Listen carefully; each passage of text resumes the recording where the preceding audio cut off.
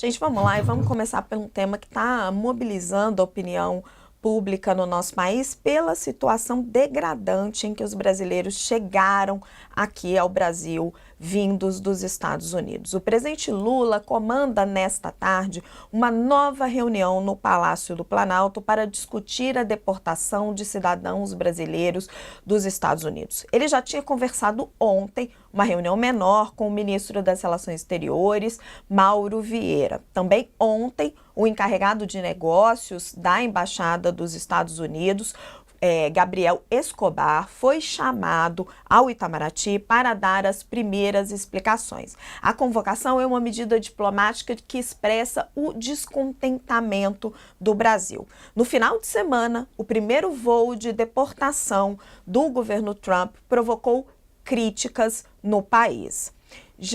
Lula já tinha declarado que cobraria explicações do governo americano sobre o caso.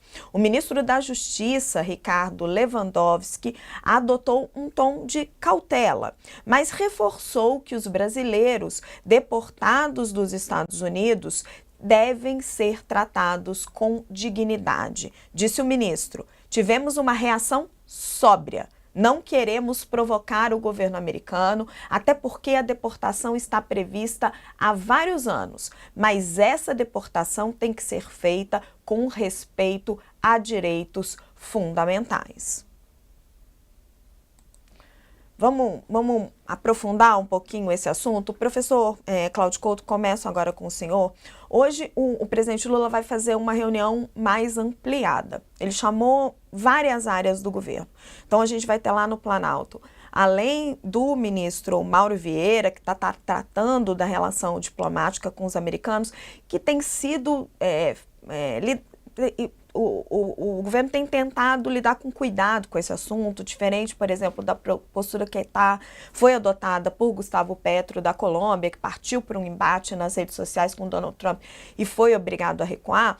Mas o presidente Lula agora chama outros ministros da esplanada, como, por exemplo, o ministro da Defesa, José Múcio, o ministro da Justiça, Ricardo Lewandowski, o diretor-geral da Polícia Federal, que está investigando esse assunto, Andrei Rodrigues, porque tem outras questões envolvidas.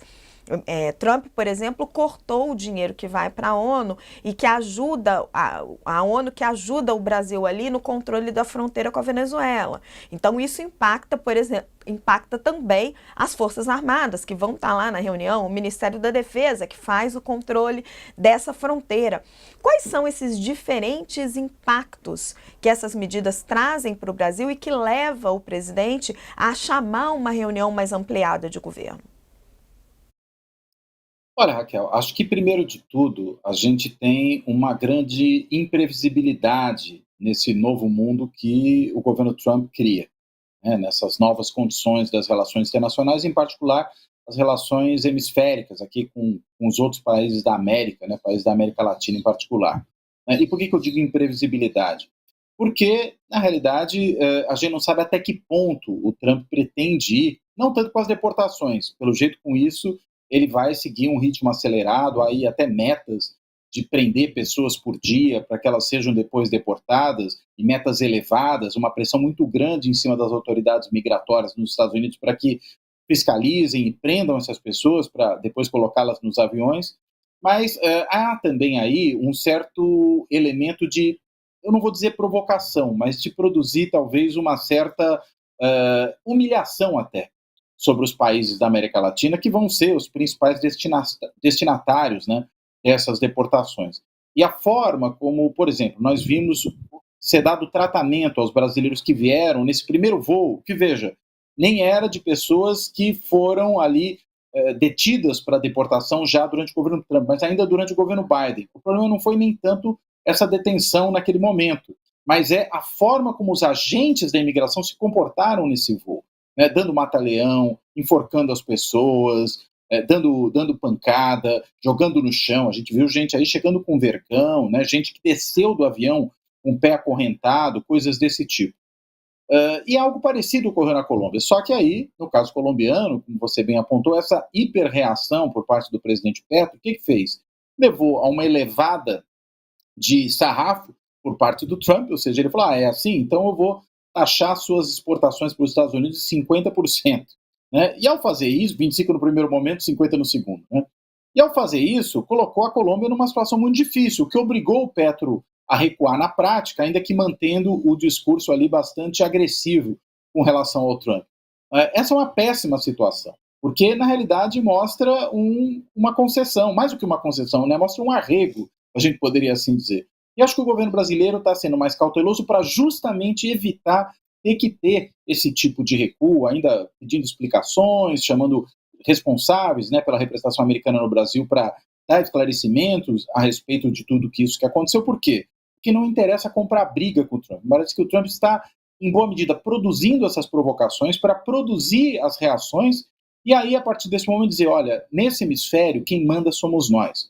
Ou seja, é menos a política da cenoura e mais a política do porrete, né, do big stick, como os americanos falavam, né, há algumas décadas. Né? Os Estados Unidos parecem que estão abandonando aquela lógica do soft power, né, do poder suave, daquele poder de produzir muito mais simpatia, adoção de valores, e muito mais essa política da imposição pela força mesmo.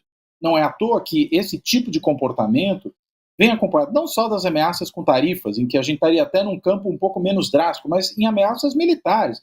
Fala que pode retomar o canal do Panamá na marra, né? Fala que tem interesse em ocupar a Groenlândia, coisas desse gênero. Quer dizer, até que ponto esse governo pretende ir, né? De fazer o que bem entende, dar de ombros de vez para qualquer lei internacional, não que os Estados Unidos, né, sejam lá muito respeitosos da legislação internacional, a gente sabe que não são. Veja a invasão do Iraque ainda durante o governo Bush, né, quando o Bush disse que se a ONU tentasse fazer alguma coisa, ela seria desmoralizada. E a gente vê o Trump agora fazendo isso perante a ordem internacional como um todo e particularmente perante aqueles que ele considera seu quintal, que somos nós, os países latino-americanos. Então, acho que a posição de cautela do governo brasileiro, de pensar estratégias de como agir, é a posição correta, para justamente evitar cair nessa armadilha do Trump, que dê a ele a oportunidade de se impor pela força e a dizer, ó, tá vendo? Subordinamos o Brasil aos nossos interesses e às nossas vontades. Léo, eu acho que eu